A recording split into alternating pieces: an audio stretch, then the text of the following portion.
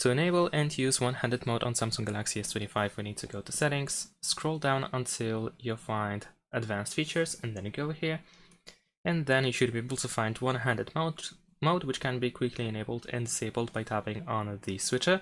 And you can also tap on the option itself in order to find the method that allows you to start using the one-handed mode. So for example, we can use a gesture where we need to swipe to the bottom, like from the home button towards the bottom of the phone like this. And as you can see here, we have the one-handed mode.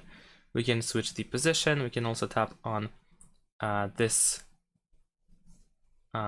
bar at the top in order to reposition it, so we can move it around. And if you want to exit the one-handed mode, you need to do the same gesture. So once again, swipe to the bottom from the center of the bottom edge of the screen. And you can also have a simple button, so you can double tap the home button in order to quickly enter and exit the one-handed mode as well. Thanks for watching, leave a like and subscribe to my channel, and see you in my next videos. Bye!